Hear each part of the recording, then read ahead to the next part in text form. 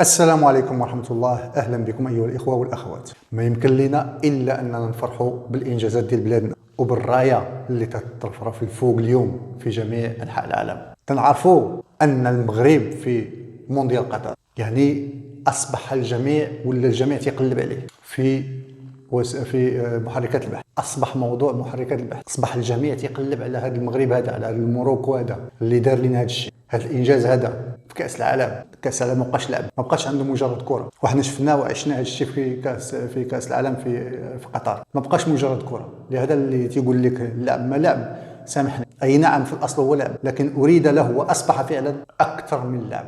الأمر اللي داخل فيه سياسة، وداخل فيه هوية، وداخل فيه مواجهات حضارية. وحنا شفنا فعلا، والمغاربة كانوا جزء من هذا الشيء لما حضر ماكرون وبداو تيصليو على رسول الله عليه الصلاة والسلام، التوحيد ديال الله عز وجل الى غير ذلك. فاذا ملي تنتكلموا على كره القدم ماشي تنتكلموا عليها لانها لعبه، ولكن اللي تنتكلموا عليها لانها ولا تجبر الانسان يتكلم عليها. فاذا كاس العالم اليوم هو امتياز للجميع وحظ للجميع انه يفوز بالتنظيم او لا يدير فيه شي انجاز. ما بقاش شي حد تينكر هذا الشيء، واللي شفتوه حنا تعرفوه، اللي شفتوه تيطيح من قيمه هذا الشيء، عرفوا راه حقود او لا جاهل بكل بساطه. لان اليوم كما تنعرفوا كل شيء ولا تيقلب، البلدان كامله ولا تتقلب على مكان لها في العالم. ما بقيتيش قدرتي تبقى بوحدك، وما يمكنش باقي تقدر تبقى بوحدك، امر ولا لا بد منه.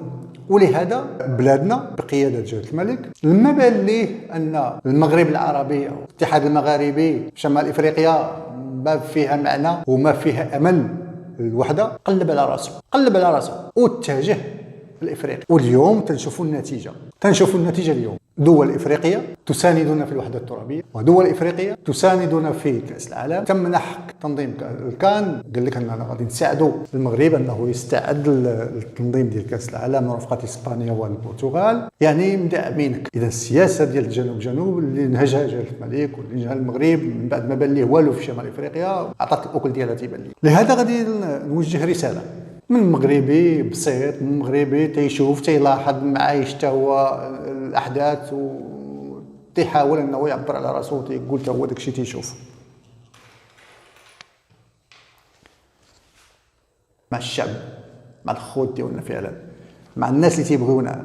كاين الناس اللي ما تيبغيوناش، هذوك ما عندنا غرض بهم. حنا الناس اللي تيبغيونا تنبغيوهم وشفناهم في فيديوهات وفي وسائل التواصل الاجتماعي فرحانين المغرب والانجازات ديالو الى غير ذلك.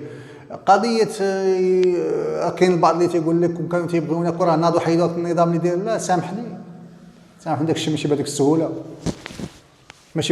الاخ الكريم.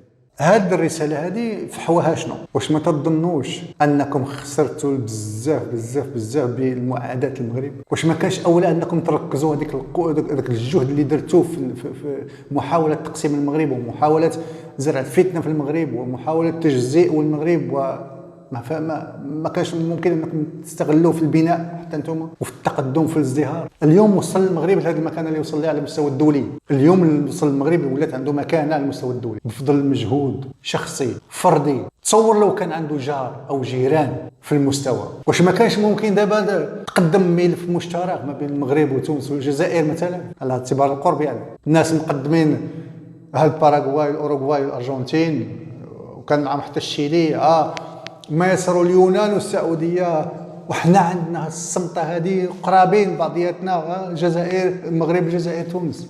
لو ان هذه البلدان هذه ركزت على التنميه وركزت على البناء وركزت على العمل من اجل شعوبها، ما كاش ممكن اننا دابا مع المغرب ديروا يديكم في المغرب وننظموا كاس العالم. علاش خليتوا المغرب عطى الظهر ومشى تيقلب على بلايص اخرى وعلى تكتلات اخرى وعلى مخارج اخرى وعلى حلول اخرى برا؟ الذنب كله تتحملوه انتم، شتتوا المنطقه وزرعتوا فيها الفتنه. دابا وليدات راه تيشوفوا واش طاري، وليداتكم دابا تيشوفوا واش طاري. هذا العدو اللي تتقولوا لنا دائما هو المغرب المروك، كيفاش يكون عدو خايب وحش كما تتصوروه لهم في كتاباتكم وفي اعلامكم، وهو ملك وعمره ما قال فيكم شي كلمه خايبه، وهو شعب وعمره ما قال فيكم شي حاجه خايبه. استثناءات بطبيعه الحال، ولكن كاين استفزازات من نظامكم. اش دخلوه في الصحراء ديالنا، اش دخلوه في ترابنا، اش دخلوه مالو؟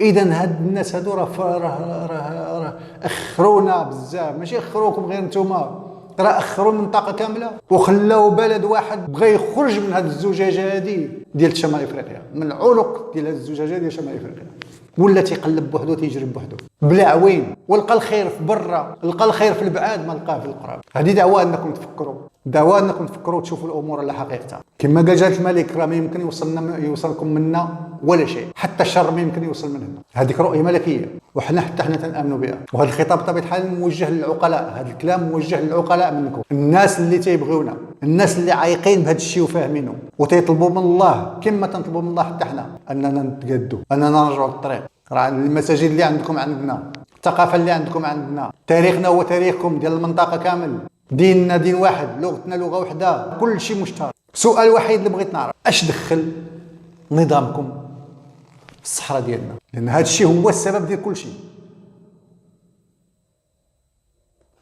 دمتم في امان الله. السلام عليكم ورحمه الله.